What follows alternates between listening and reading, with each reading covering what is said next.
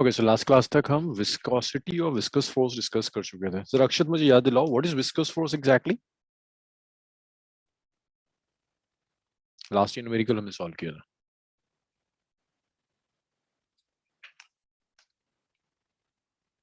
अक्षत,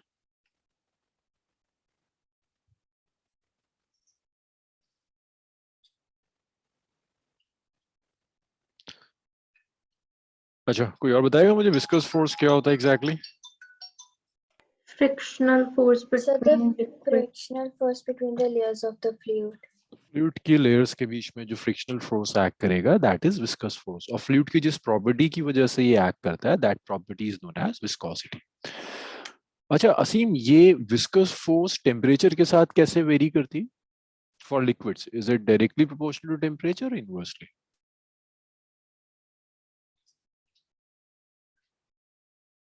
मुनीब बताओगे कैसे वेरी करती है टेम्परेचर के साथ, डायरेक्टली और इनवर्सली? डायरेक्टली। अक्षत कुछ याद है टेम्परेचर के साथ लिक्विड्स के लिए कैसे very? Inversely proportional. Inversely proportional. Liquids के लिए इनवर्सली प्रोपोर्शनल है। अगर आपने गैसेस ले ली तो ये डायरेक्टली प्रोपोर्शनल होगी, लिक्विड के लिए इनवर्सली प्रोपोर्शनल होता है। ये सब हम डिस्कस कर चुके थे। नेक्स्ट देखो, नेक्स्ट टॉपिक स्टार्ट करने के लिए रेट ऑफ फ्लो हम यूज करेंगे। Rate of flow simply means volume of liquid flowing per second. किसी भी पाइप, किसी भी क्रॉस सेक्शन से एक सेकंड में कितना लिक्विड फ्लो कर जाता है, that's the rate of flow through that pipe और through that cross section. Volume of liquid flowing per second, इसे रिप्रेजेंट करते हैं Q से, and this is the ratio of volume and time. Volume और time का ratio होगा जिसे आप रेट ऑफ फ्लो कहते हैं। टी टाइम में कुछ वॉल्यूम फ्लो कर गया, volume by time will be rate of flow. SI unit is metre cube per second. अब देखो पॉइजनीज फॉर्मूला। पॉइजनीज फॉर्मूला कहता है अगर एक पाइप है, उस पाइप से कुछ लिक्विड फ्लो कर रहा है, तो वो लिक्विड पाइप पर प्रेशर एक्सर्ट करेगा। लिक्विड ऐसे फ्लो करे, जो ब्लू लाइन है ये फ्लूइड है, ये राइट में फ्लो कर रहा है। मैं फ्लूइड लिख रहा हूँ, दैट मींस लिक्विड भी हो सकता है, गैस भी हो सकती है। तो इसने राइट में प्रेशर एक्सर्ट किया पाइप पर, दैट्स P1। और जब ये लिक्विड बाहर निकलेगा तो पाइप पर लेफ्ट में प्रेशर एक्सर्ट करेगा, दैट इज P2। और इस पाइप की जो लेंथ है, length of the pipe is L। जो रेडियस है एंड्स का, that radius is R।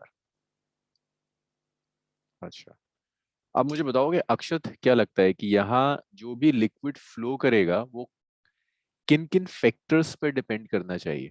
At least factor decide कर सकते हो अक्षत?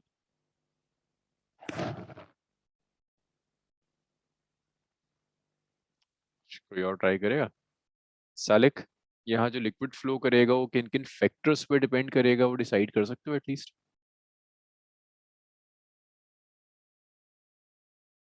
यस यस यस अक्षत, श्योर। क्वेश्चन एक बार रिपीट कर दीजिए। ये पाइप है, the length of the pipe is L, the radius of the pipe is R, और इस पाइप से कुछ लिक्विड फ्लो कर रहा है ना? लिक्विड राइट में फ्लो कर रहा है, फ्लूइड फ्लो कर रहा है। एक सेकंड में इस पाइप से कितना फ्लूइड फ्लो कर जाएगा, वो किन किन फैक्टर्स पे डिपेंड करेगा। कितना वॉल्यूम जो फ्लो कर रहा है वो किन किन फैक्टर्स पे डिपेंड करेगा। अच्छा चलिए फैक्टर्स में बताता हूँ आपको। पहले आप ये बताओ कि जो प्रेशर है यहाँ, उस प्रेशर पे डिपेंड करेगा डायरेक्टली और इनवर्सली? जितना ज्यादा प्रेशर, Directly. डायरेक्टली, जितना ज्यादा प्रेशर होगा उतना ज्यादा लिक्विड फ्लो कर जाएगा। इनफैक्ट यहाँ पे बताओगे नेट जो प्रेशर एक्ट कर रहा है जिसकी वजह से लिक्विड मूव करेगा, दैट्स P1, दैट्स P2 और P1 minus P2। Liquid right में जा रहा है, फ्लूइड राइट में फ्लो कर रहा है। सो वो नेट प्रेशर जिसकी वजह से फ्लूइड फ्लो कर रहा है वो कौन सा होना चाहिए? P1, P2 या P1 माइनस P2? हाँ जी उनीब, क्या लगता है जो नेट प्रेशर जिसकी वजह से लिक्विड फ्लो कर रहा है, फ्लूइड फ्लो कर रहा है, दैट प्रेशर इज P1 होगा, P2 की वजह से फ्लो करेगा, या P1 माइनस P2 की वजह से फ्लो करेगा? Sir P1 minus P2। P1 minus P2. तो नेट प्रेशर जिसकी वजह से लिक्विड फ्लो करता है cross the pipe, that is P1 minus P2। R radius है पाइप का, eta is coefficient of viscosity, L is length of the pipe. तो Poiseuille's formula की डेरिवेशन डायमेंशनल एनालिसिस से, जब हमने डायमेंशनल एनालिसिस किया था तब ये सब इस तरह की डेरिवेशंस हम कर चुके हैं डेरिवेशन ऑफ फॉर्मूला में। तो दोबारा से फ्लूइड डायनामिक्स में हम डेराइव नहीं करते, डायरेक्ट एक्सप्रेशन यूज करेंगे कि यहाँ से जो भी लिक्विड का वॉल्यूम फ्लो कर रहा है in 1 second, which is known as rate of flow, that's pi p r to the power 4 by 8 eta L, where p is this P1 minus P2 only. R is radius of the pipe, L is length of the pipe. ईटा से क्या represent करता है नम्रा? ईटा से क्या represent करता है? Coefficient of viscosity. Coefficient of viscosity. तो eta जो होगा that will represent coefficient of viscosity. तो rate of flow in factors पर कुछ ऐसे डिपेंड करता है. पॉइजलीज फार्मूला, यहाँ से क्वेश्चंस आपको मिलेंगे. Will do few numericals on Poiseuille's formula. पहले इतना लिख लो.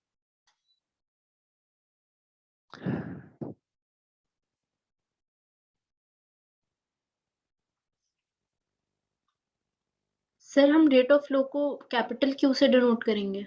यस, रेट ऑफ फ्लो को कैपिटल क्यू से रिप्रेजेंट करें.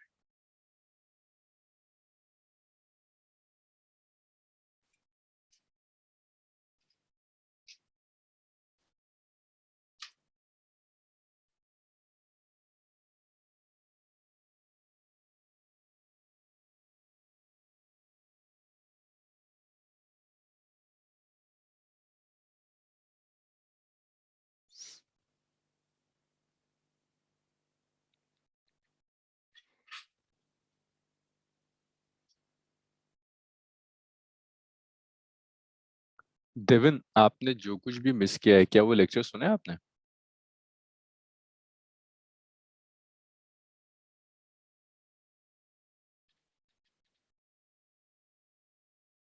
देविन,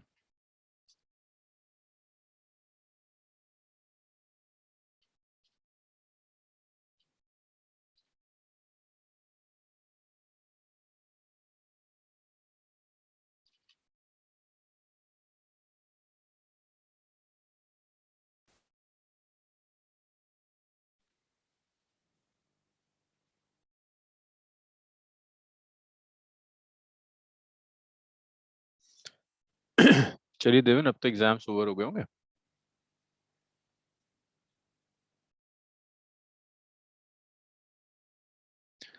तुम रेगुलर रहो. कई महीनों से ना देविन तुम रेगुलर नहीं हो. कुछ ना कुछ हो ही रहा है. हाँ, कभी एग्जाम्स आ जाते हैं, कभी कोई फंक्शन आ जाता है, कभी नेटवर्क ही नहीं आता हफ्तों हफ्तों तक. अब से at least regular for the next 2 months.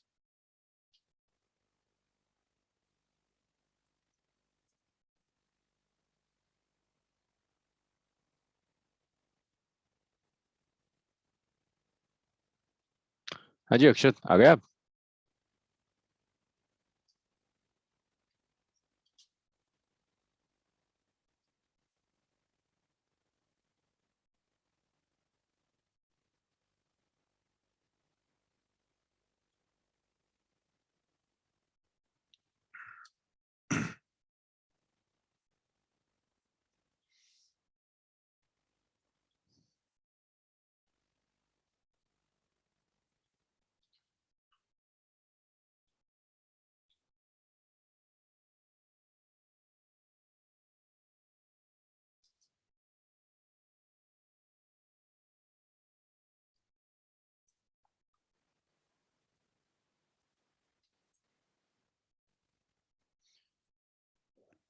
तो ये देखो, ये जो क्यू वॉल्यूम है ये फ्लो कर रहा है 1 सेकेंड में. 1 सेकेंड में जो वॉल्यूम फ्लो कर जाता है दैट इज क्यू. यहाँ तक नोट किया सबने? असीम, अनवी, नम्रा? सर ये नोट कर रहा हूँ लास्ट वाला. Yes, sir. लिखिए लिखिए.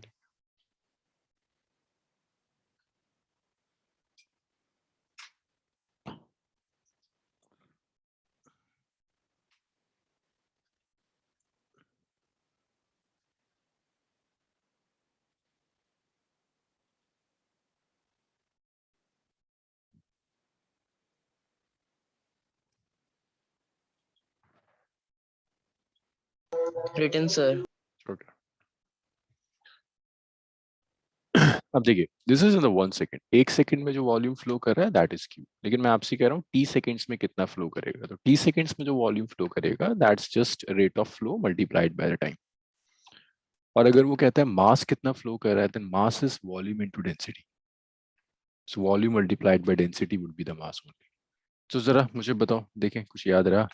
उनीब, ये क्यू जो वॉल्यूम फ्लो कर रहा है कितने टाइम के लिए?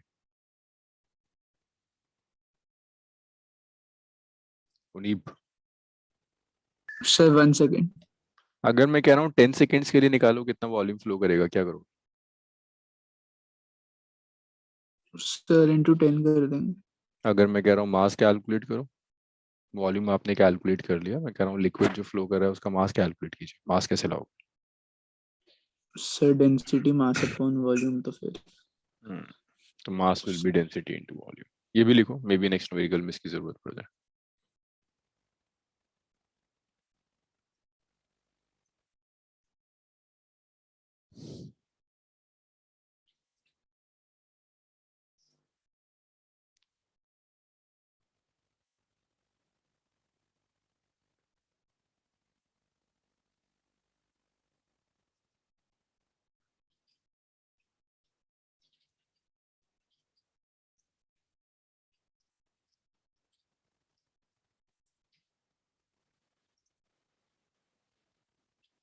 यहाँ तक लिख लिया अक्षत?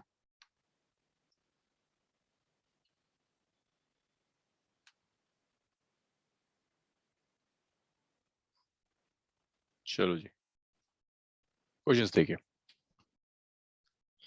सिर्फ दो न्यूमेरिकल्स करेंगे, पहला तो बहुत स्ट्रेट फॉर्मूला बेस्ड न्यूमेरिकल है, ये आप मुझे बताओगे, फिर हम सेकंड करते हैं। चलिए क्वेश्चन लिखिए।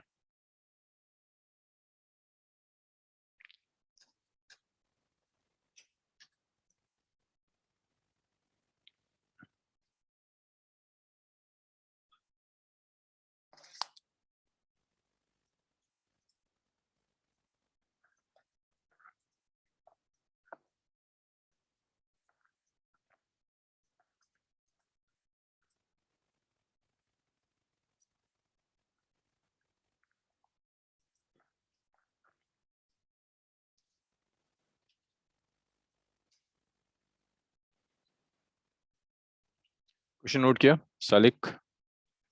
नो सर, कर रहे हैं।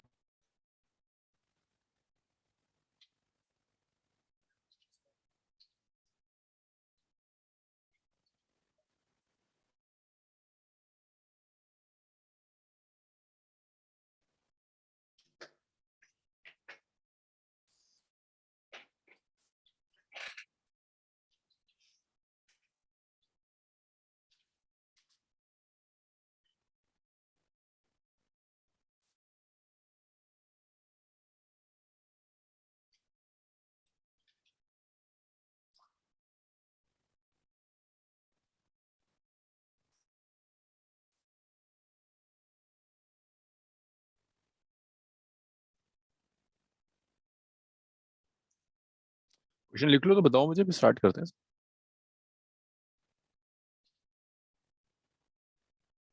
अनवी नोट कर लिया? No, sir, 2 minutes.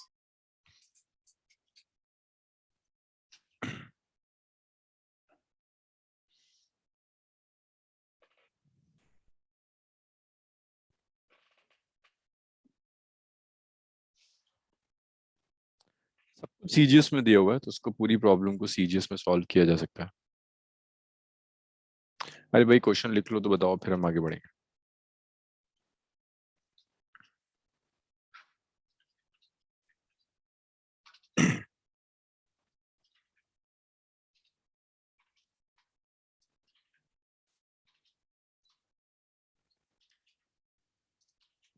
नम्रा नोट कर लिया? सालिक?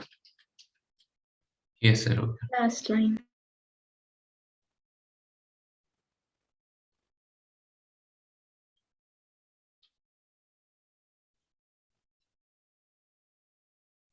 देखो, एक कैपिलरी ट्यूब है जिसका डायमीटर है 1 mm और लेंथ है 20 सेंटीमीटर। इसे एक वेसल से कनेक्ट किया है जो अल्कोहल फिल्ड है, जिसमें depth of capillary tube below the surface of alcohol is 20 centimetre. तो देखिए, वो आपसे फाइनली पूछ क्या रहा है, हम इसको जरा सा ड्रॉ अगर मैं कर दूं तो ये सिस्टम है। ये आपको वेसल दी हुई है, अल्कोहल फिल्ड है, और ये अल्कोहल एच हाइट तक भी जा रही है। आपसे कह रहा है amount of alcohol that will flow out in 5 minutes, means volume जो 5 मिनट्स में फ्लो कर जाएगा। तो इसके लिए आप सीधा सीधा स्टार्ट कर सकते हैं पॉइजनीस रिलेशन। सो ये काम, अक्षत तुम हो क्लास में अब? यस सर, हम्म, तुम थे? पॉइजनीस फॉर्मूला देखा था? नहीं देखा। देखा था? चलो, कोई और बताएगा? ये मुझे असीम बताएगा। असीम जरा बताना शुरू करो कि पॉइजनीस रिलेशन में जो जो टर्म्स चाहिए उसमें से कौन सी टर्म यहाँ मिसिंग है। पॉइजलीज रिलेशन से जब आप रेट ऑफ फ्लो कैलकुलेट करोगे असीम, तो कौन सी टर्म मिसिंग है? एक सेकंड सर, देखता हूँ। अगर ये असीम नहीं बता पाया तो उन्हीं बाप का नंबर है।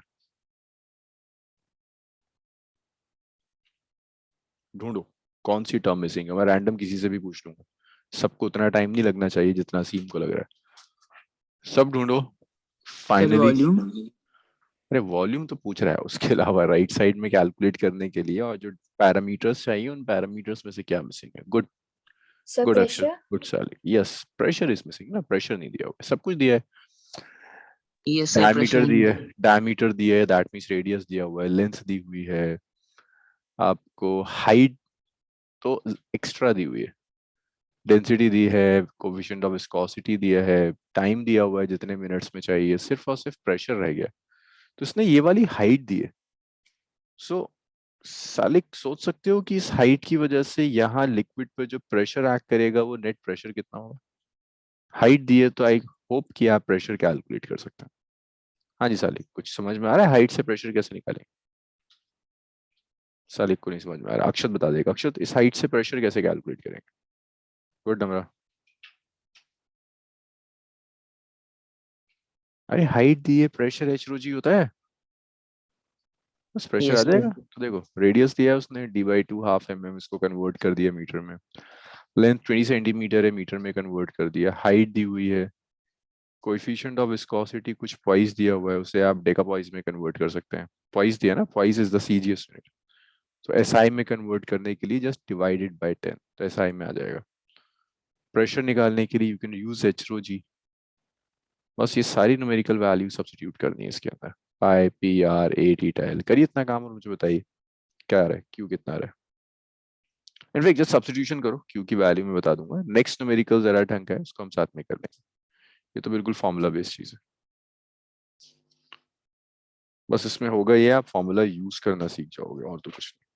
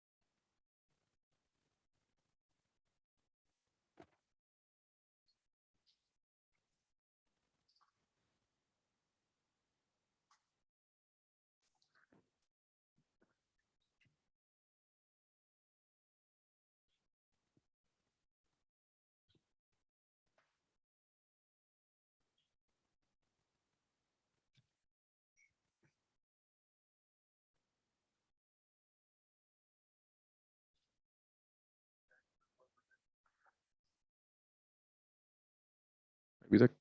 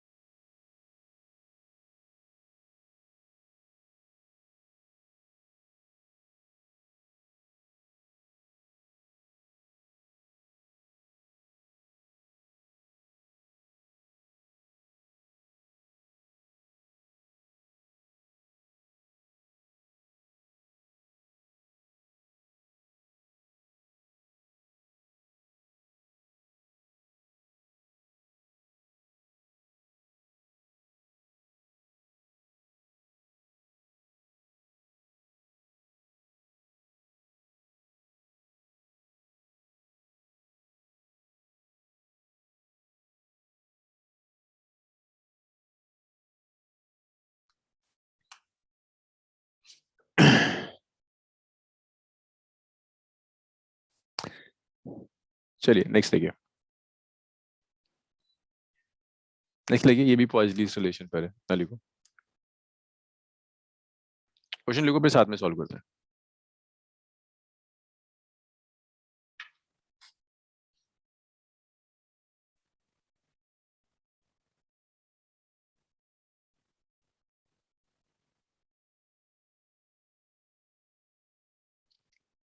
क्वेश्चन लिखिए, इसको साथ में सॉल्व करते हैं।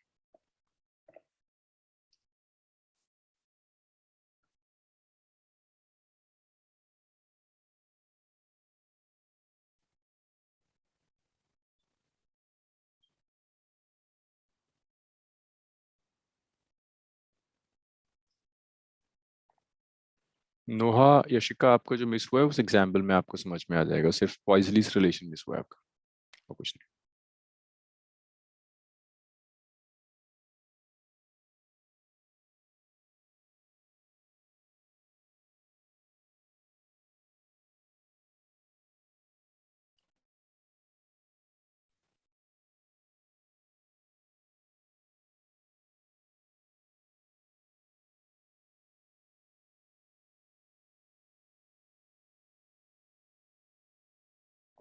क्वेश्चन नोट कर लिया सबने? सालिक, देवेन, नो सर कर रहे हैं। जल्दी जल्दी जल्दी जल्दी।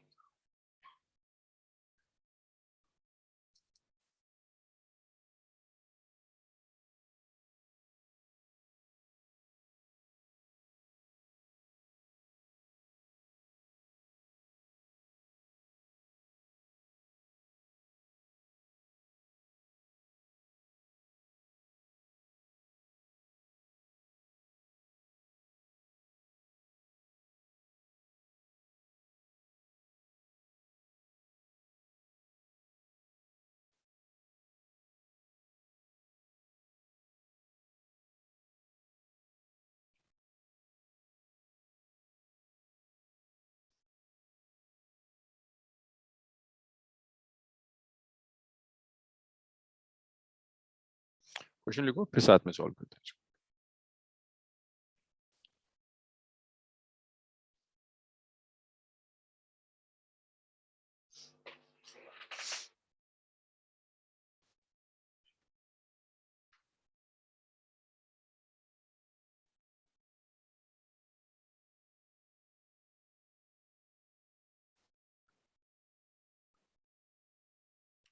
तो लिख लिया होगा अक्षत।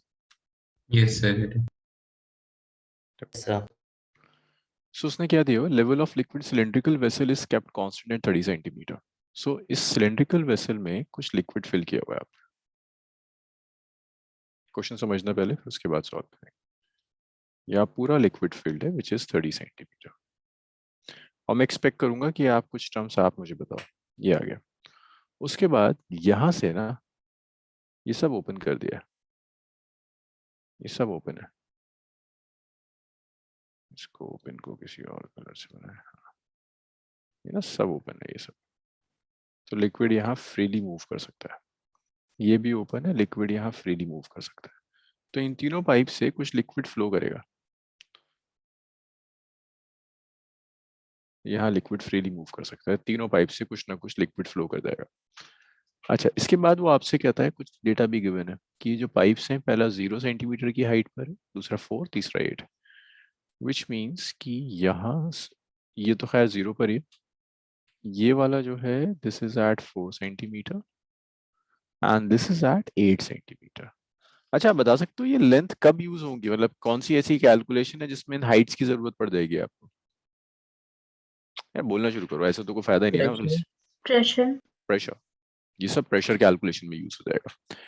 सो फर्स्ट 5 पाइप की जो डेप्थ होगी, पहले वाले पाइप की अगर मैं डेप्थ कैलकुलेट करता हूँ तो डेप्थ तो यहाँ से कैलकुलेट करते हैं ना, पहले पाइप की तो 30 सेंटीमीटर आएगी। जब सेकंड पाइप के लिए आप कैलकुलेट करोगे तो डेप्थ कितनी होगी, 30 या लेस देन 30? यहाँ तक कितनी आएगी? लेस देन 30 minus 4 ना, so that will be 30 minus 4 which is 26। ये बताओ यहाँ तक ये कितना हो जाएगा? 30 minus 8 which is 22 सेंटीमीटर, ऐसे आ जाएगा आपके पास। ये आपको सब हर पाइप की डेप्थ गिवन है। तो ये H1 तो पहले पाइप के लिए तो पूरी डेप्थ होगी, ग्राउंड पे दिया हुआ है 30 सेंटीमीटर.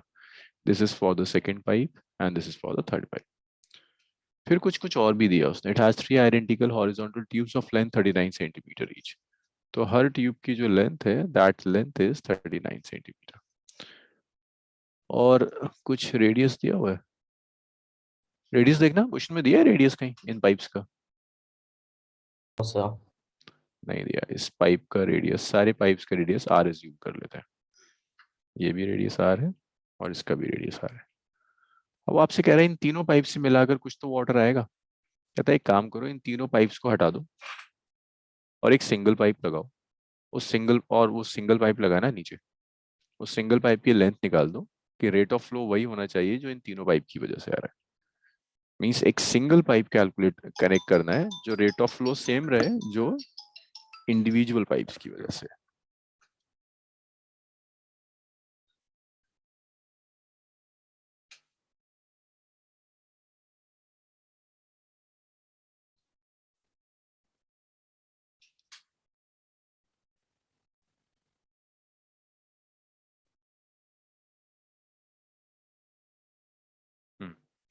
जो रेट ऑफ फ्लो होगा ना, वो रेट ऑफ फ्लो, टोटल जो रेट ऑफ फ्लो होगा इंडिविजुअल पाइप्स के रेट ऑफ फ्लोज को ऐड कर कर आएगा. पहले पाइप का रेट ऑफ फ्लो है Q1, दूसरे पाइप का रेट ऑफ फ्लो है Q2, तीसरे पाइप का रेट ऑफ फ्लो है Q3. तो जो टोटल रेट ऑफ फ्लो है that total rate of flow is sum of rate of flow of each of the individual pipe. हर pipe के rate of flow को add करने के बाद ये टोटल रेट ऑफ फ्लो आएगा. अब टोटल रेट ऑफ फ्लो आप कैलकुलेट कैसे करोगे? देखो अभी आपने पॉजिटिव रिलेशन किया ना, pi P R to the power 4 by D tail. आ गया आ गया आ गया आ गया. हाँ. So जो टोटल रेट ऑफ फ्लो होगा that's pi P total R to the power 4 divided by 8 eta L total. ये जो आपका रिजल्टेंट पाइप है ये उसकी लेंथ हो जाएगी. Q1 हो जाएगा पाई फर्स्ट पाइप का pressure P1 R to the power 4 by 8 ईटा और length of first pipe. Second pipe के लिए हो जाएगा पाई P2 R to the power 4 by 8 eta into L2. Third pipe के लिए हो जाएगा पाई P3 R to the power 4 by 8 eta into L3. Cancellations देखो, काफी टर्म्स हैं जो यहाँ कैंसिल कर जाएंगे.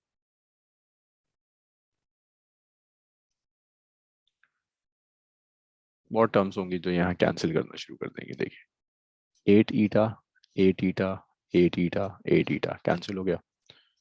पाई पाई पाई पाई कैंसिल हो गया.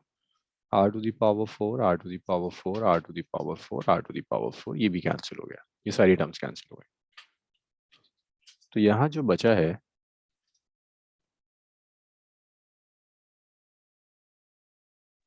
सर लेंथ तो सबकी सेम है ना? हाँ, ये जो टोटल जो पाइप जोड़ोगे अच्छा उसी अच्छा, की तो लेंथ टोटल की कैलकुलेट सेम. करनी है. अब ये जो यस. टोटल प्रेशर है, प्रेशर होता है H रो जी. तो जो भी आपको मान लो इन सबको मिलाकर आपने यहाँ एक पाइप लगा दिया, तो जो रिजल्टेंट पाइप होगा वो होगा भी तो 30 सेंटीमीटर की डेप्थ पे. तो रिजल्टेंट पाइप के लिए प्रेशर के लिए जो आप H रो जी यूज करेंगे तो ये हो जाएगा height of total pipe into density of total pipe, density of liquid into g, height of total pipe divided by length of total pipe जो आपको कैलकुलेट करना है. यहाँ P1 के लिए आएगा हाइट H1. मुझे बता सकते हो ये हाइट कितनी है? लाइक इसको मैं डायरेक्ट सब्स्टिट्यूट कर देता हूँ. 30. 30. टोटल पाइप बेस पर है तो हाइट हो जाएगी 30 और सेंटीमीटर्स होगा बट दोनों साइड से कन्वर्जन फैक्टर कैंसिल हो जाएगा. जो P1 है वो P1 आएगा 30 by L1, 30 into rho into G by L1. P2 आएगा, देखो सेकेंड पाइप के लिए हाइट कितनी कैलकुलेट करी थी, 26 आई थी. So that's 26 into rho into g divided by L2 plus तीसरा पाइप थर्ड के लिए है 22. तो आप लिख सकते हैं 22 into rho into g divided by L3. So rho g will get cancelled out. So I guess the simple calculation.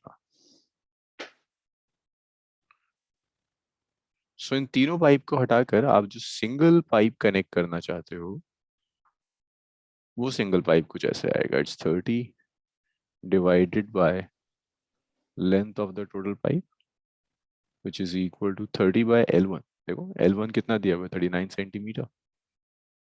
Sir उस बड़े से पाइप के प्रेशर का क्या हुआ सर? वो आपने लिया नहीं. लिया ना मैंने H रो जी. वो बड़ा वाला जो पाइप लगाओगे उसको भी बेस में लगा रखा है 0 सेंटीमीटर की हाइट पर. तो तो सर ऊपर से उसकी हाइट 0 नहीं होगी? हाइट डेप्थ लेते हैं ना हम तो H रो जी में. तो अगर ये यहाँ लगा हुआ है ग्राउंड पर तो ऊपर से तो डेप्थ 30 हो जाएगी. Yes sir.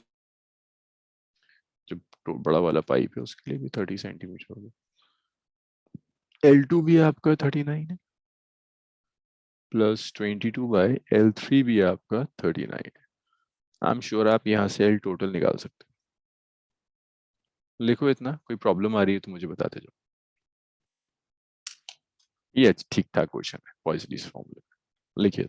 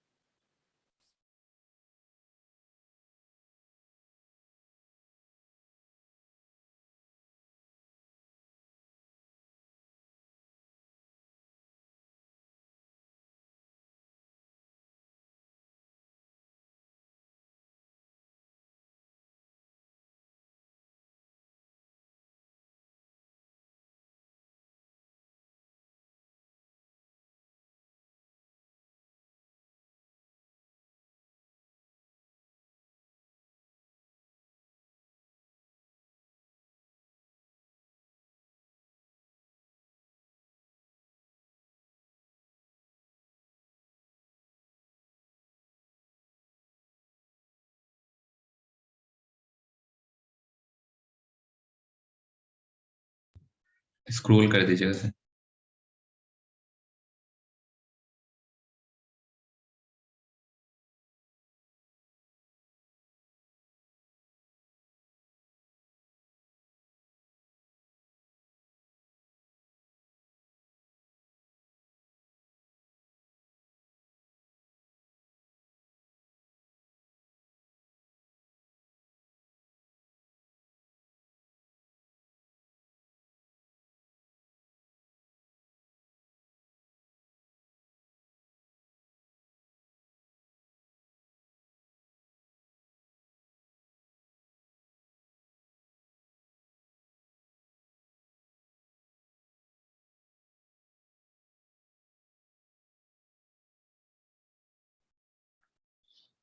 हाँ जी सालिका आप कुछ पूछ रहे थे.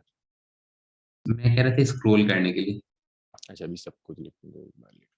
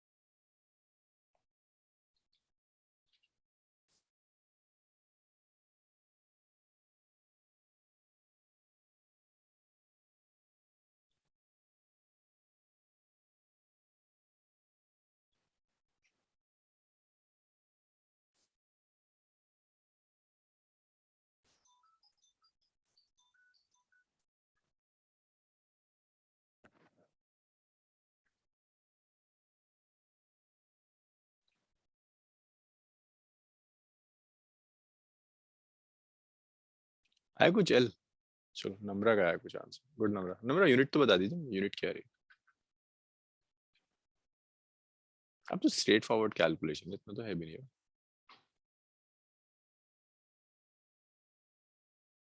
गुड. गुड नो, ठीक है।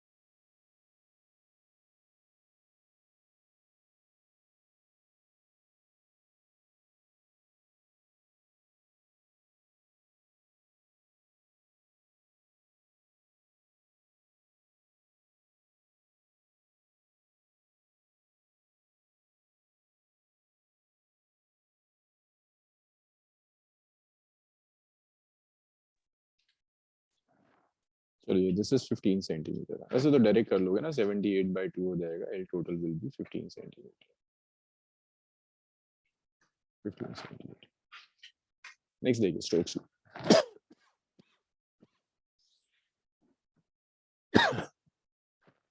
देखो स्टोक्स लॉ क्या कहता है, अगर आपने एक फ्लूइड लिया और इस फ्लूइड में आपने एक स्फेरिकल बॉडी डाल दी, the radius of the spherical bodies are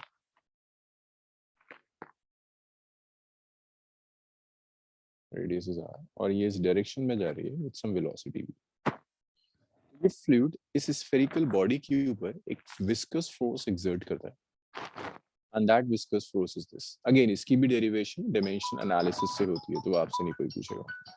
तो यहाँ जो भी विस्कस फोर्स एक्ट करेगी, that viscous force is 6 pi r, where eta is coefficient of viscosity, r is the radius of the sphere, v is the velocity जिससे move कर रहा है। इसे स्टोक्स लॉ कहता है। तो स्टोक्स लॉ सिर्फ और सिर्फ स्फेरिकल बॉडीज के लिए यूज होगा। स्क्वायर है, क्यूबिकल है, आप स्टोक्स लॉ यूज नहीं कर सकते। स्टोक्स लॉ सिर्फ और सिर्फ स्फेरिकल बॉडीज के लिए यूज होता है। तो अगर एक spherical body it's moving with a velocity v in a fluid, तो फ्लूइड इसके ऊपर जो विस्कस फोर्स एक्सर्ट करेगा दैट इज 6 pi r। बहुत एप्लीकेशन स्टोक्स लॉ की, इतना लिखिए इसके एप्लीकेशन।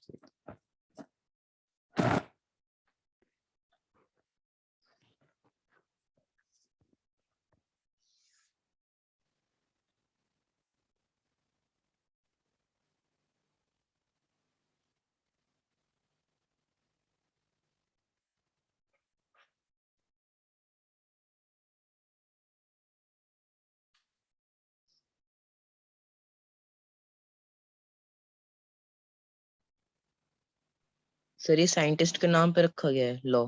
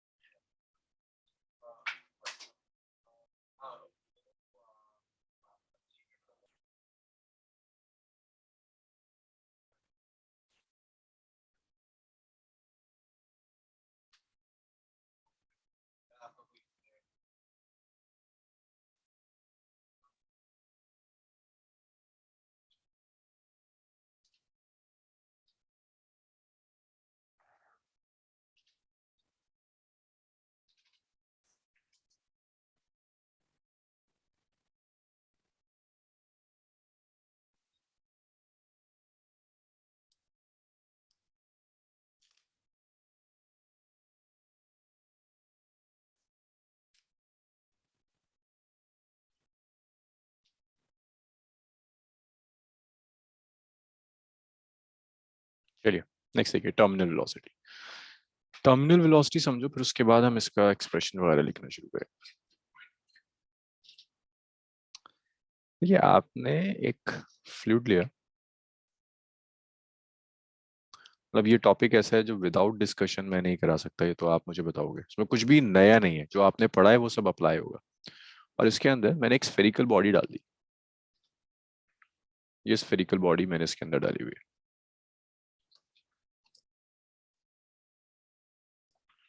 अब मुझे बताओ इस स्फेरिकल बॉडी के ऊपर क्या क्या फोर्सेस एक्ट कर रही हो। जैसे मैंने स्फेरिकल बॉडी को फ्लूइड में डाल दिया, क्या क्या फोर्सेस एक्ट करेंगे? अक्षत, हाँ, एक बॉइंट फोर्स एक्ट करेगी। तो अक्षत एक तो बॉइंट फोर्स एक्ट करिए, दो फोर्सेस और बची हुई हैं, अक्षत बताओगे मुझे प्लीज? ग्रेविटेशन। The gravity.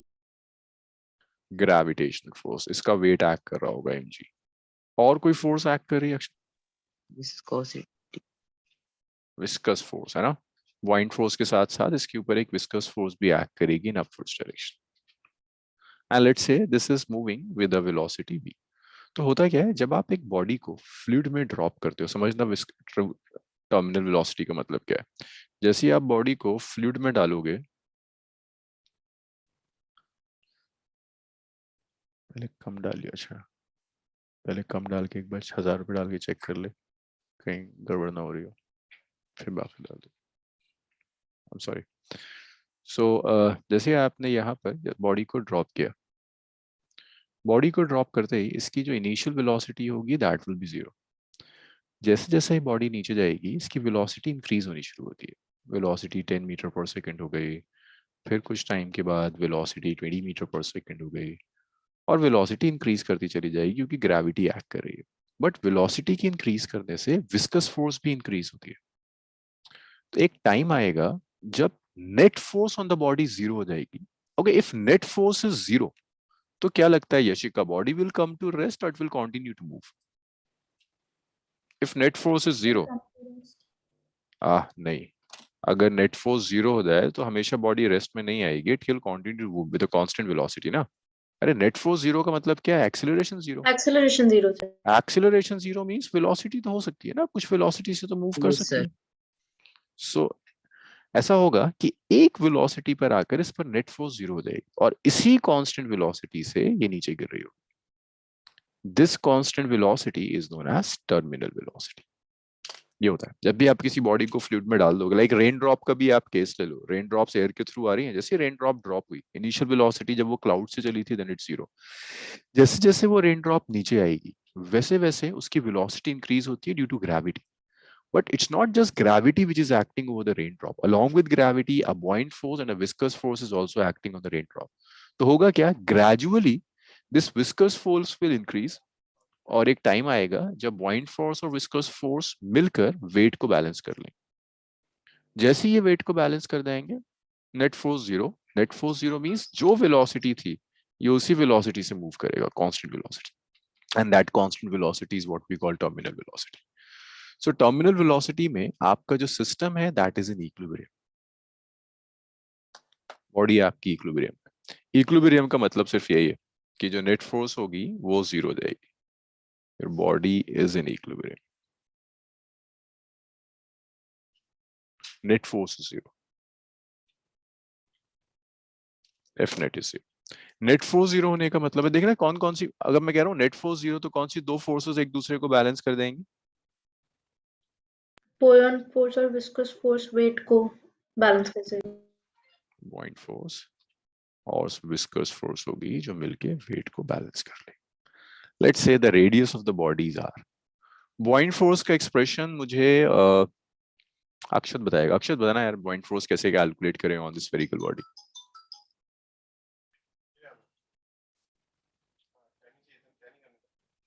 बताइए बुoyant फोर्स कैसे आएगा स्फेरिकल बॉडी के ऊपर? अक्षत,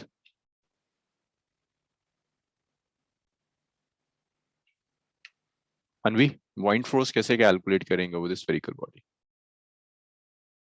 अरे नहीं यार So Akshat, volume of body immersed into body density. is fully immersed है ना, तो volume should be 4 Yes, by sir. 3 pi r cube. Very good. Density of what? Body or liquid? So liquid Liquid into G. into g। अक्षत वहां से तो तुमने सही निकाला, मैं तो जनरल फॉर्मूला पूछ रहा था। अब ये जो विस्कस फोर्स होगा यशिका, इस पर जो विस्कस फोर्स एक्ट कर रही है, ये स्टोक्स लॉ से कैलकुलेट कर सकते हैं, बताओगे विस्कस फोर्स कितनी होगी Yashika? 6 by r 6 by eta r v। मास को भी वॉल्यूम और डेंसिटी की टर्म्स में लिख लेते हैं। स्फेयर का जो वॉल्यूम है दैट्स 4/3 पाई आर क्यूब। अच्छा, मुझे स्फेयर का मास चाहिए, तो उन्हीं डेंसिटी कौन सी यूज करेंगे? स्फेयर की डेंसिटी यूज करेंगे या फ्लूइड की डेंसिटी यूज करेंगे? सर स्फेयर की। स्फेयर की density multiplied by G naught. Aseem, कोई डाउट यहाँ तक? No sir. तो देखो क्या क्या टर्म्स कैंसिल हो सर नेट फोर्स 0 हमने अज्यूम किया या फिर सच में होता है? नहीं, इन इक्विलिब्रियम, अगर मैं आपसे कह रहा हूँ बॉडी इक्विलिब्रियम में है और इसने ना एक टर्मिनल वेलोसिटी अचीव कर ली है, मींस वेलोसिटी कैसी है? कांस्टेंट। ये तो तभी पॉसिबल है ना जब नेट फोर्स 0 हो जाए। Yes sir. तो आप कह रहे हो when body achieve terminal velocity. Sir terminal velocity मतलब constant velocity. Constant velocity is fluid में गिरने के बाद बॉडी जो एक कांस्टेंट वेलोसिटी अटेन कर लेती है दैट्स टर्मिनल वेलोसिटी। तो वेलोसिटी कांस्टेंट है, वो यहां से आपको v कैलकुलेट करना है, जस्ट स्ट्रेट फॉरवर्ड कैलकुलेशन सिर्फ। तो देखो मुझे v चाहिए, सब कुछ राइट में ले जाता है, स्पेस चाहिए होगी, स्पेस।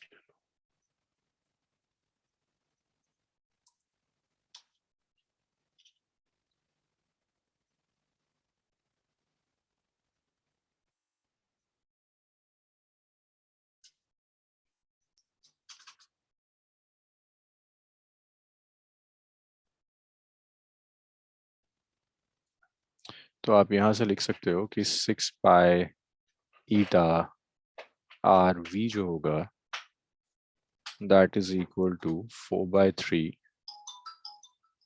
पाई R cube rho G minus 4/3 pi R cube sigma into G. तो ये बॉडी हो गया, ये लिक्विड की डेंसिटी है, this is density of body and this is the density of liquid. तो यहाँ से आप v कैलकुलेट कर सकते हैं। v will be 4/3. See, we can take this 4/3 pi r cube into g as constant. So this is density of body minus density of liquid divided by 6 pi eta r. So cancellations देखो, pi will cancel this pi. pi से pi cancel हो जाएगा.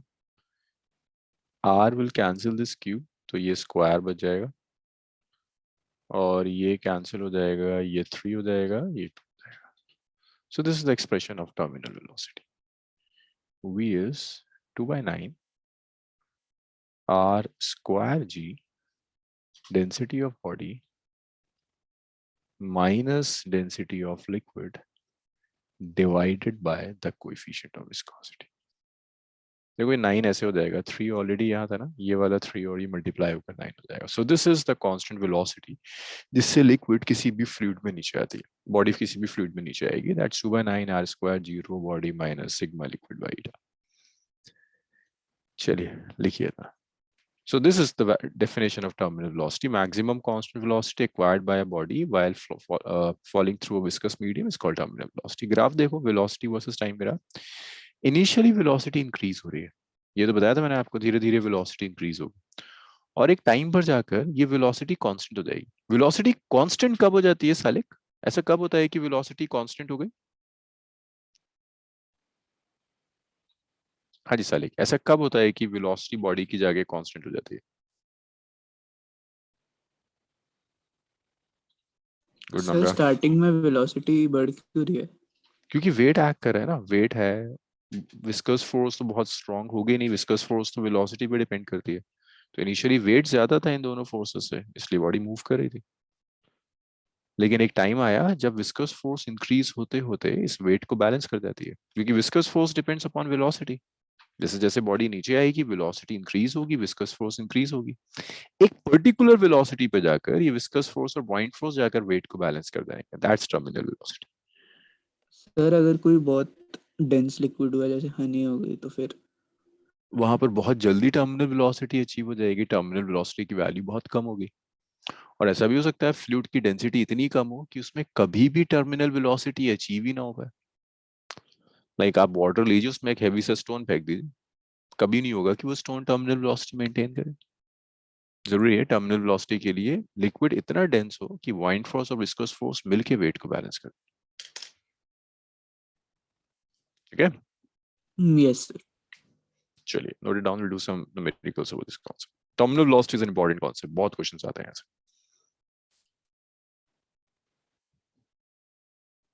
और मुझे इसमें doubts बताओ, Anvi, Yashika, doubts, Namra? Just one second यार, ये स्क्रीन।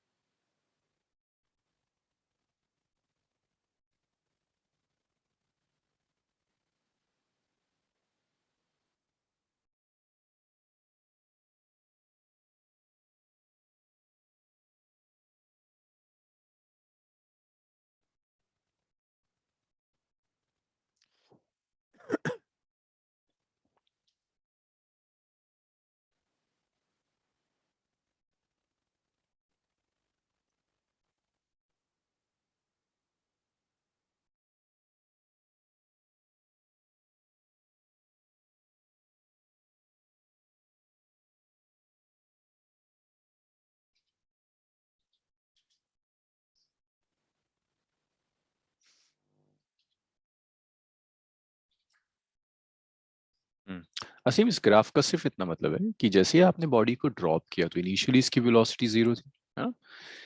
नीचे गिरेगी, वेट ज्यादा है अभी विस्कस फोर्स और बॉइंट फोर्स से, तो वेलोसिटी इंक्रीज होगी। एक टाइम आएगा जब वेट को बॉइंट फोर्स और विस्कस फोर्स मिलके बैलेंस कर देंगे, तो जाते जाते वेलोसिटी कांस्टेंट हो जाएगी, कांस्टेंट टर्मिनल वेलोसिटी मिल जाएगी। Okay sir.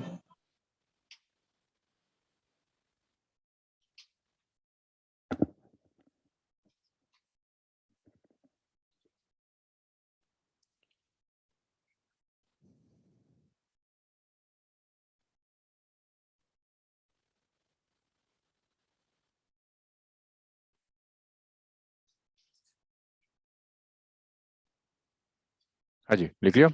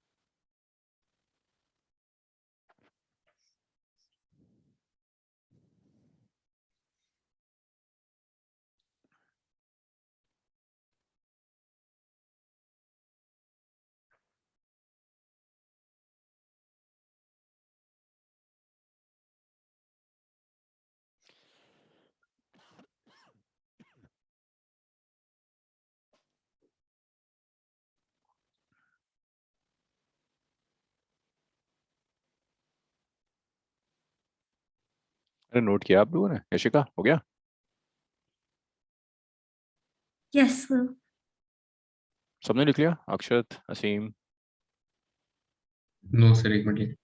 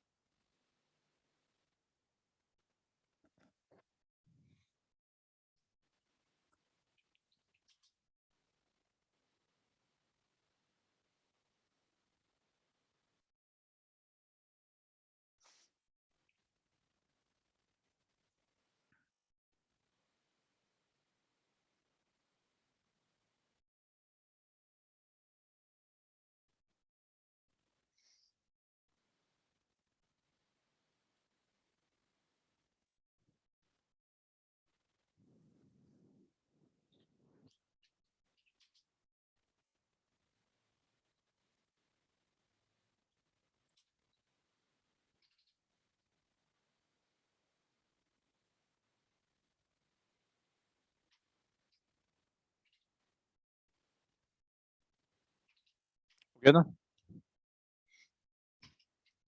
Yes sir. अच्छा, नेक्स्ट केसेस देखिए। अब इसमें कई केसेस आते हैं।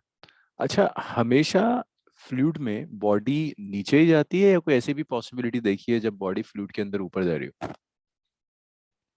कोई सर ऐसा केस? ऊपर भी जाते हैं।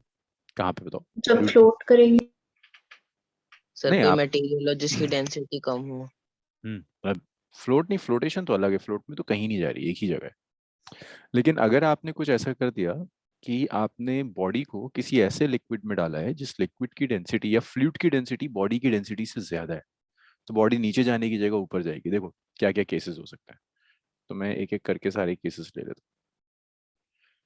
इसमें दो पॉसिबिलिटीज हो सकती हैं कि बॉडी और लिक्विड की डेंसिटी ज्यादा हो जाए। Like case one, density of body is greater than the density of liquid. अगर बॉडी की डेंसिटी लिक्विड की डेंसिटी से ज्यादा है, that means density of body minus density of liquid is greater than zero. Greater than zero means ये जो आपकी velocity है, that velocity will comes out to be positive. Velocity will comes out to be positive, that would mean कि body नीचे जा रही है, it's moving downwards with a constant velocity.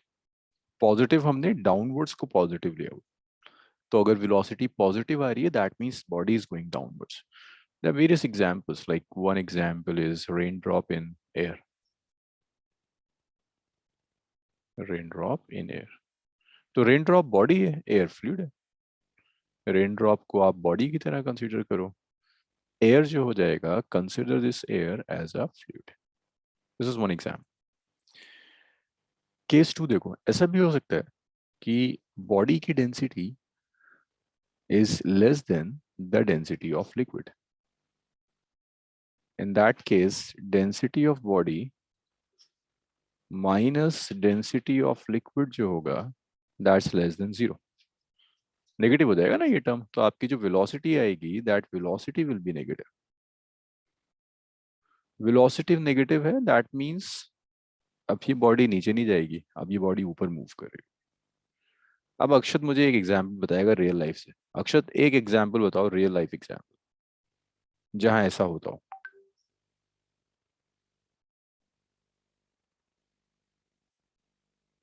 Sponge.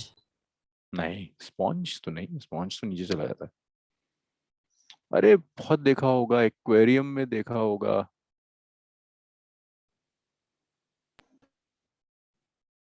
याद आया? सर एक Bubbles? प्लास्टिक की बॉल डाल बबल देंगे बबल बबल बबल यार, एयर बबल इन वाटर, कहाँ जाते हैं air bubble? Upwards. Air bubble in water, भाई प्लास्टिक की जो आप एम्प्टी बोतल बॉटल डालते हैं ऊपर इसीलिए जाती है ना, पहले उसमें एयर फिल्ड होती है, राइट? असली ऊपर जाती है, उसके बाद जब पूरे में वाटर फिल हो जाएगा तो फिर वो नीचे जाके दब जाएगी। Air bubble in water, this is an example. Air bubble की डेंसिटी वाटर से कम होती है। जब आप एयर बबल ले रहे हो तो ये बॉडी है, और जो वाटर ले रहे हो ये आपका फ्लूइड हो जाएगा। तो ये केसेस होते हैं जिसमें बॉडी ऊपर भी जाएगी और नीचे भी जाएगी। इतना लिखो, do few numericals on strokes. इसके बाद फिर हम हाइड्रोडायनामिक्स शुरू करते हैं। Sir, fluid completed. नहीं नहीं नहीं, अभी तो है। अभी इस फ्लूइड का सबसे इंपॉर्टेंट पार्ट है इसके बाद, which is Bernoulli's theorem. Like अगर आप फ्लूइड से सिर्फ एक टॉपिक, कितना टाइम है कि आप एक ही टॉपिक करके जा सकते हैं, then Bernoulli's would be that topic. Bernoulli's is basically conservation of energy for fluid. जो आपने कंजर्वेशन ऑफ एनर्जी सॉलिड्स का पढ़ा था वर्क एनर्जी थ्योरम में, वर्क एनर्जी इन पावर में, वैसा ही conservation of energy for fluid पढ़। ना लिख लिया आपने?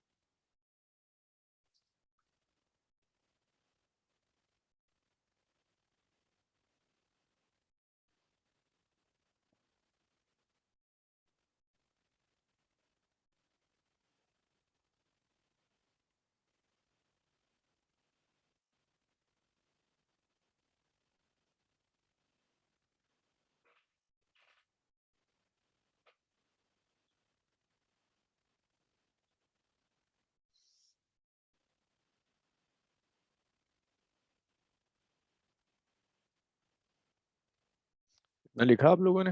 स्क्रॉल करूंगा?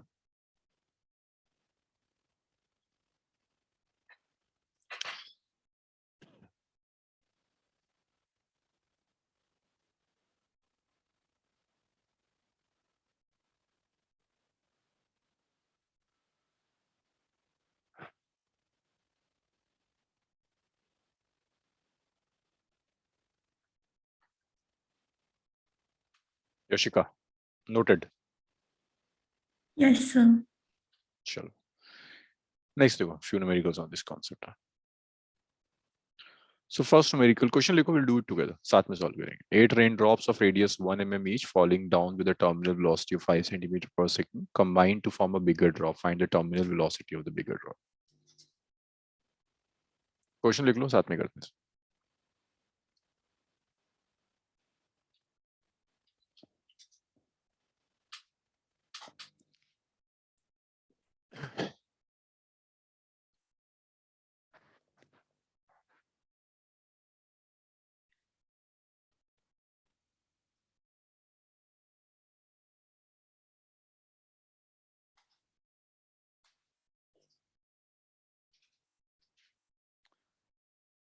सो देखो, आपके पास 8 स्मॉल ड्रॉप्स हैं और ये सब कंबाइन कर कर एक बड़ी ड्रॉप बना रहे हैं। ये स्मॉल ड्रॉप्स हैं and this is a big drop. ये आपकी बिग ड्रॉप। आपसे कहता है टर्मिनल वेलोसिटी कैलकुलेट कीजिए। सो देखो, ये जो स्मॉल ड्रॉप है ना, स्मॉल ड्रॉप की टर्मिनल वेलोसिटी मैं वी स्मॉल लिख देता हूँ। अब मुझे बताना किस डेटा की आपको जरूरत है जो गिवन नहीं है। इट्स 2/9।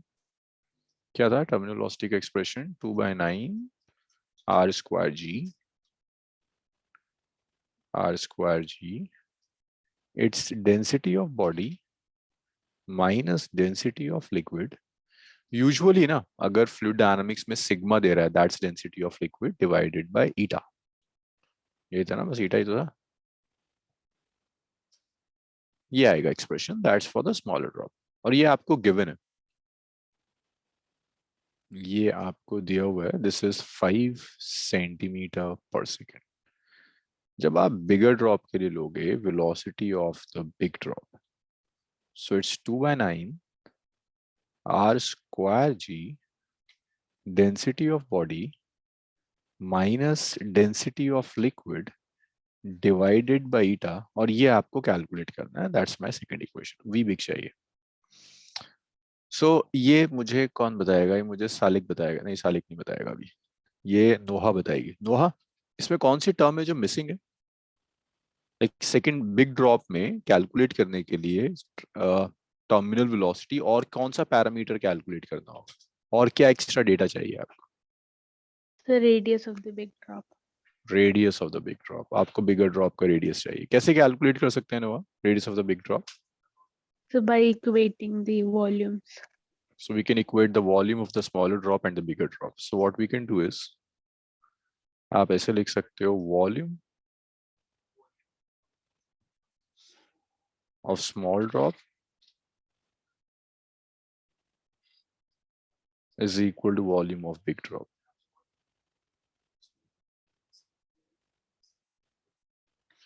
बस इसे यूज कर कर आप ये कैलकुलेट कर सकते हो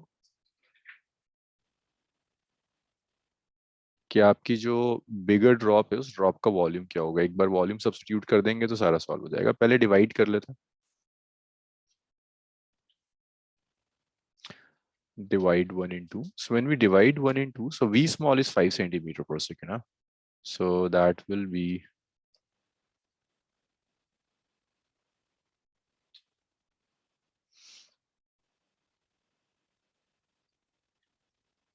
5 centimeter per second divided by the velocity of the big drop, which is equal to 2/9 r square g density of big drop minus density of liquid by eta small drop divided by 2/9. It's r square g over eta, again density of body minus density of liquid. So 2/9 से 2/9 cancel हो गया, ईटा से ईटा cancel हो गया, जी से जी cancel हो गया, ये कैंसिल हो गया. So this is simply the radius of smaller drop and larger drop. तो आपको वेलोसिटी चाहिए बिग ड्रॉप की, क्रॉस मल्टीप्लाई कर लो. इसके आगे नहीं करूंगा मैं सॉल्व, इसके आगे आप लोग सॉल्व करके मुझे बताओगे. और सब कुछ सेंटीमीटर्स में ले लेना. It's 5 by velocity of big drop is r square by capital R square. Small r known है, you can calculate capital R in terms of small r और यहाँ substitute कर सकते हो. Do it. और कैसे इक्वेट करोगे? वॉल्यूम के थ्रू. Just connect small R and capital R, substitute कर दो, डिवाइड देम और मुझे बताओ वेलोसिटी ऑफ बिग ड्रॉप कितना आ रहा है. I am waiting.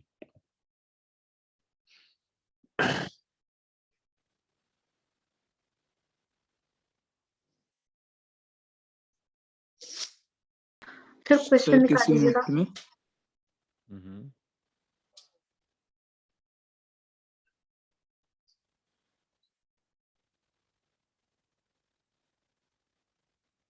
Sir centimetre में या फिर मिलीमीटर में? सेंटीमीटर्स में ही कैलकुलेट कर लो.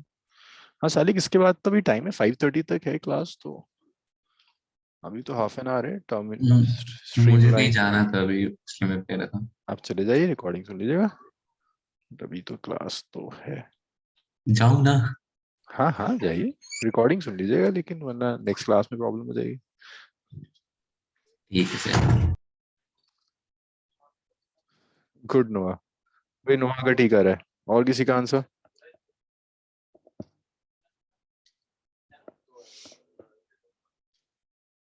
सर एक बार लास्ट का दिखा दीजिए.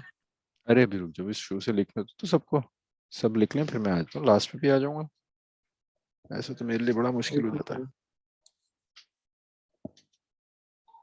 सर क्लास तो 5:15 तक होगी ना? 5:30 मतलब मैंने थोड़ा सा एक्सटेंड कर दिया है. 1 hour 15 minutes. 5:30 को केमिस्ट्री की क्लास होती है ना? हाँ तो 5:30 में छोड़ दूंगा, 5:30 से शुरू करेंगे. Okay sir.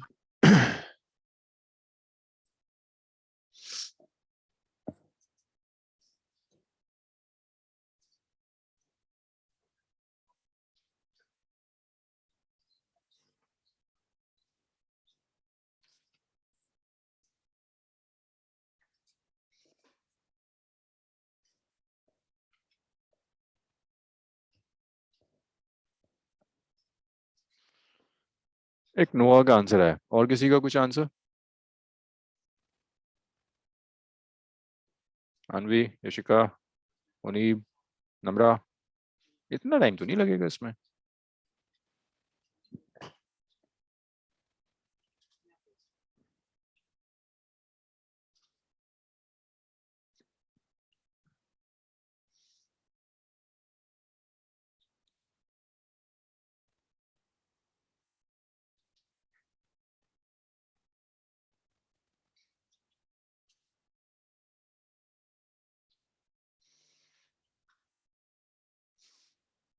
नहीं मुनीब, कुछ गड़बड़ है।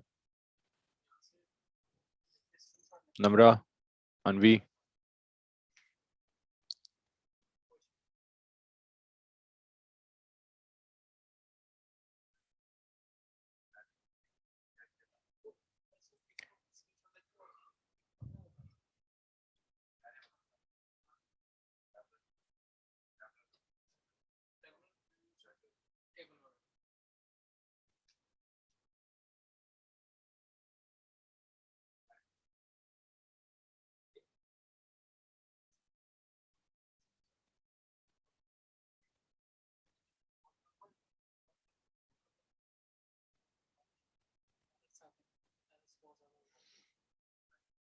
गुड यशिका, सही आ रहा है।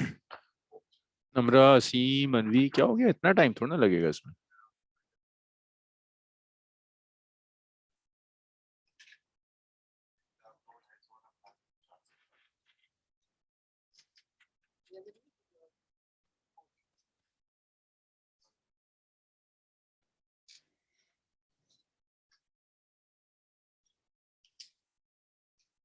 गुड यशिका। अनवी, क्या हुआ इतना टाइम? इतना तो नहीं लगना चाहिए। देखिए,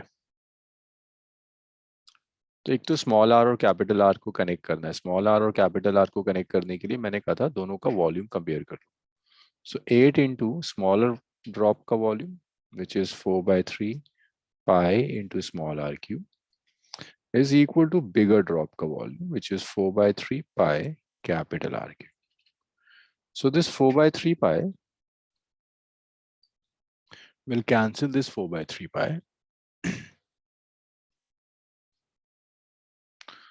और ये आपको मिल जाएगा 8R cube is equal to capital R cube. तो आप लिख सकते हैं कैपिटल R जो होगा that would be equal to 2R. ये आ गया। अब आप एक काम करो, दिस इज 4 था, इसको आप कह दो दिस इज इक्वेशन नंबर 4 और इस 4 को उठाकर आप थर्ड में सब्स्टिट्यूट कर दो। इस इक्वेशन को इक्वेशन नंबर 4 कहते हैं और 4 को उठाकर 3 में रख देते हैं। जैसे आप 4 को 3 में रखोगे you will get 5 divided by the velocity of bigger drop is small R square divided by capital R square. Capital R square is 4R square. So R square से आर स्क्वायर कैंसिल हो गया। तो आपकी जो velocity आई, velocity of big drop,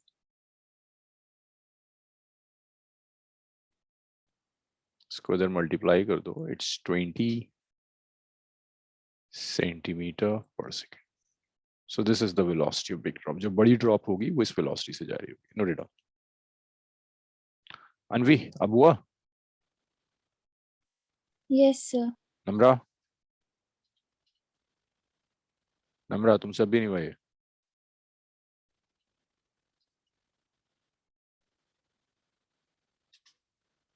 sir आप कुछ कह रहे थे? जी, पूछ रहा था आपसे, हुआ ये? हाँ सर, पहले नहीं हुआ था। लिखिए था, नेक्स्ट करता। उन्हीं 0.1 क्यों आ रहा था? क्या गड़बड़ थी? एक बॉल के वॉल्यूम को इक्वेट कर दिया था। सर ये सर मैंने कुछ और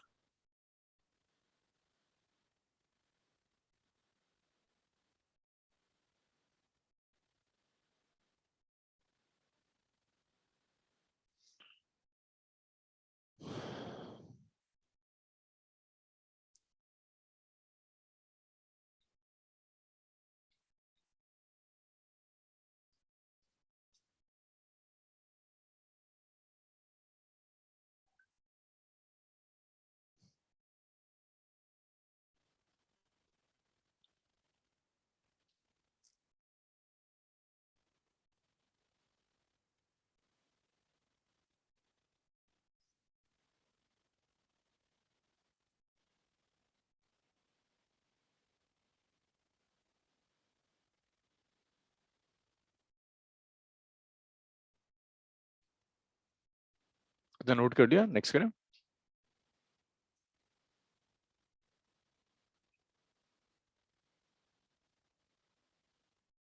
नेक्स्ट देखिए, इसको लिखिए, क्वेश्चन को भी सॉल्व करता है।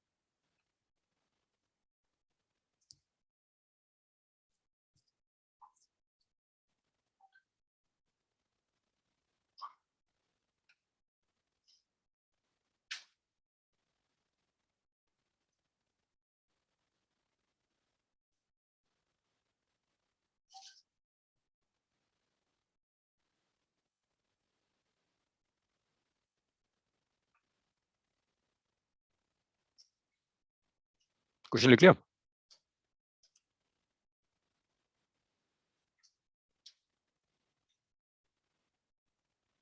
इसके बाद हम जेई प्रीवियस ईयर शुरू करते हैं।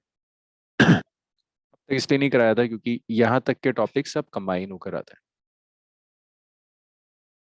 फ्लूइड में प्रेशर से लेकर और स्टोक्स लॉ तक काफी चीजें कंबाइन होकर क्वेश्चंस बनते हैं।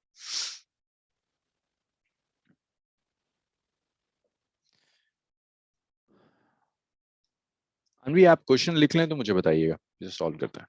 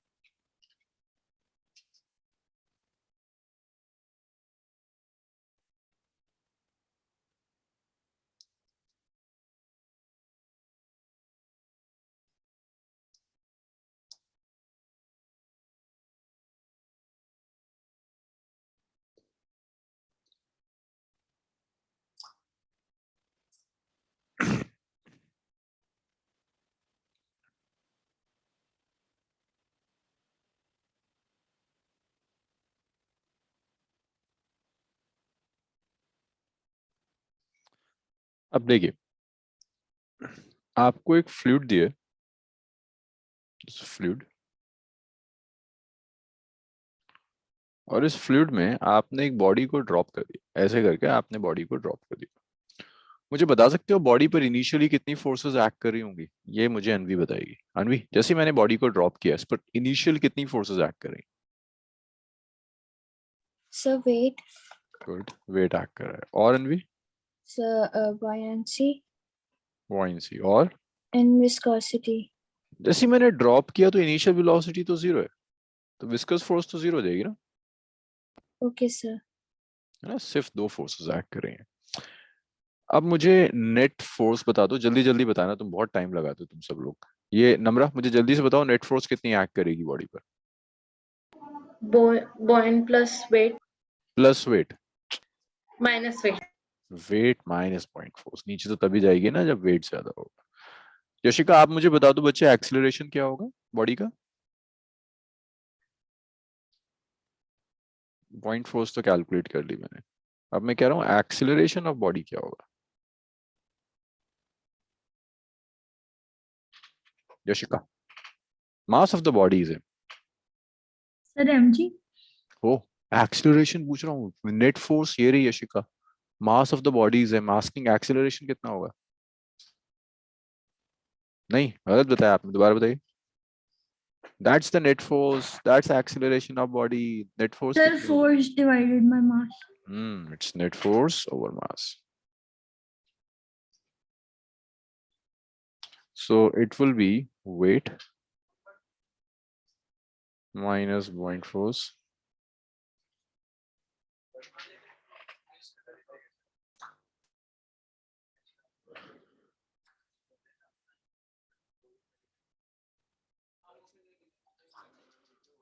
वेट हो जाएगा आपका mg। ये आप एक काम करो, वेट को चलो mg लिख लो पहले, mg minus buoyant force by m।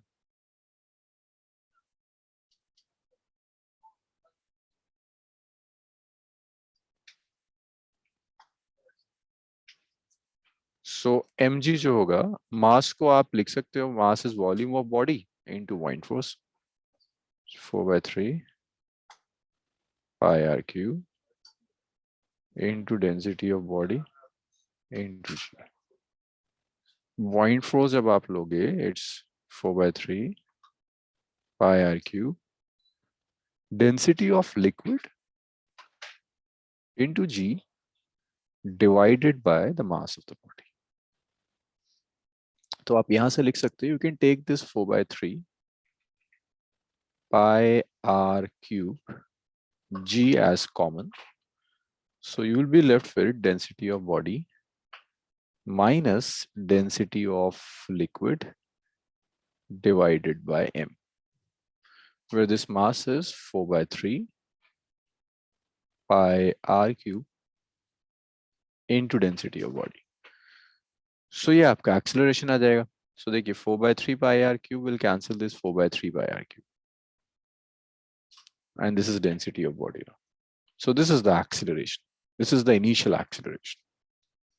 तो जो initial acceleration है body का, जैसे ही आपने उसे drop किया, that initial acceleration is this.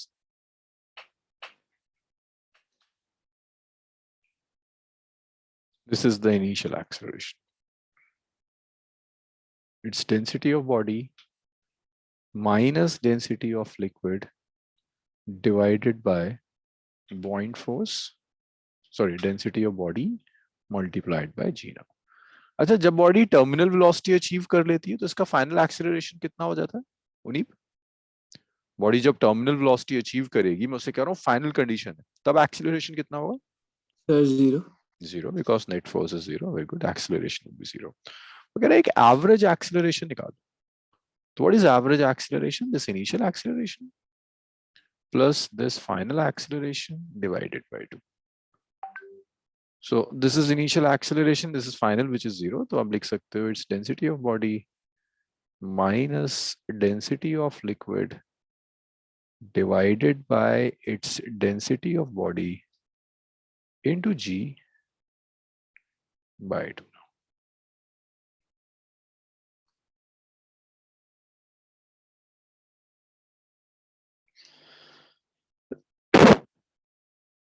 ये एवरेज एक्सीलरेशन आ जाए. This is the average acceleration of the body. अब अगर आपके पास बॉडी का एवरेज एक्सीलरेशन है और आप ये कैलकुलेट करना चाहते हो कि बॉडी को टर्मिनल वेलोसिटी अचीव करने में कितना टाइम लगेगा, तो देखो this average acceleration is a constant acceleration.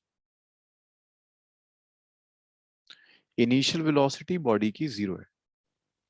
ये जो टर्मिनल वेलोसिटी अचीव करेगा, टर्मिनल वेलोसिटी का एक्सप्रेशन होता है 2/9 r square g density of body minus density of liquid divided by eta now. अच्छा, अब आप बता सकते हो मुझे कि टाइम कैसे कैलकुलेट करेंगे? We have acceleration which is constant, average means constant है. We have initial velocity, we have final velocity. I need time. मुझे वेलोसिटी यहां से यहां तक चेंज होने में कितना टाइम लगता है, वो टाइम चाहिए. असीम बताओगे मुझे कैसे आएगा ये टाइम?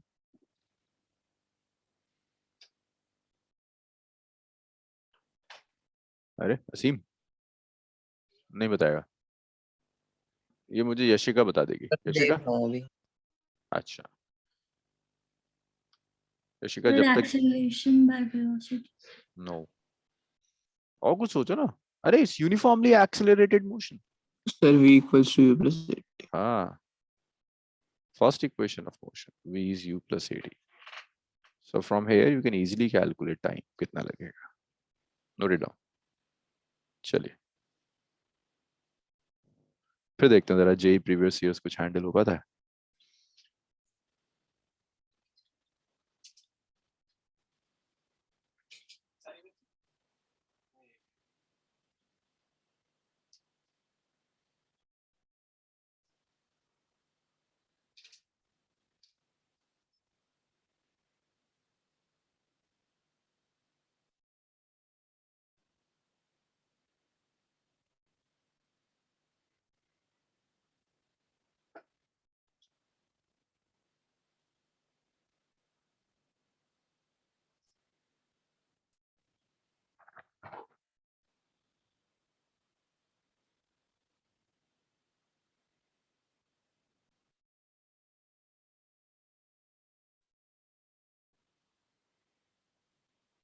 स्क्रॉल करूं?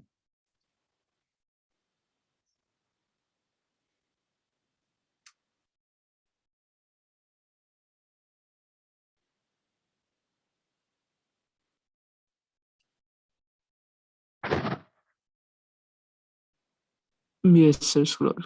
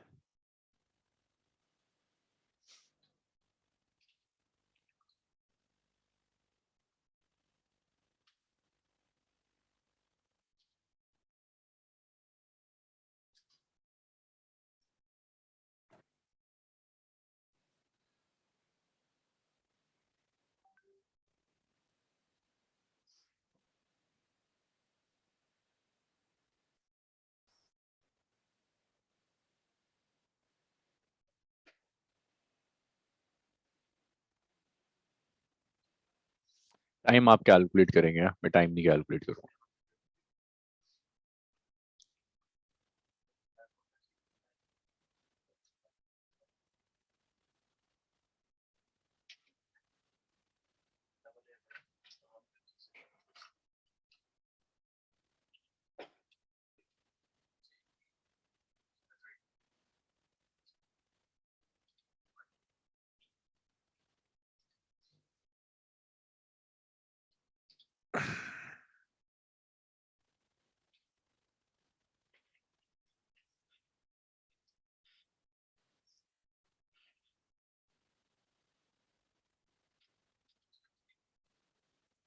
ओके,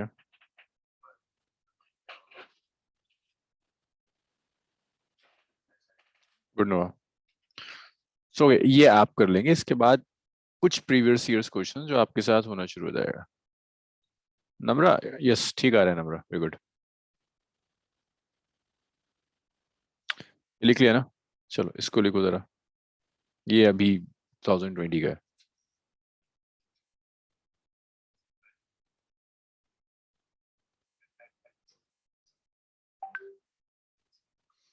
इतना लिखो, आई डोंट नो ये आज हो पाएगा।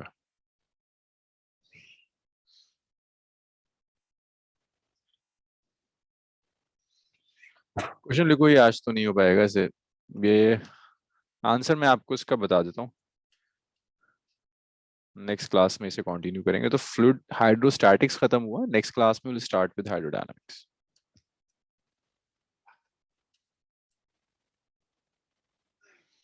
इसका करेक्ट आंसर है ये। इजी क्वेश्चन है, आप कर सकते हो। जितना आपने टर्मिनल वेलोसिटी पर आज करा उसकी बेसिस पे कर लोगे। नोट कर लीजिए क्वेश्चन, फिर हम start in the next class. और you can take screenshot, next class यहीं से कंटिन्यू करेंगे। चलो ओके, यहीं छोड़ते हैं, नेक्स्ट क्लास में कंटिन्यू करेंगे। चलो bye, thank you. Thank you, sir. Thank you.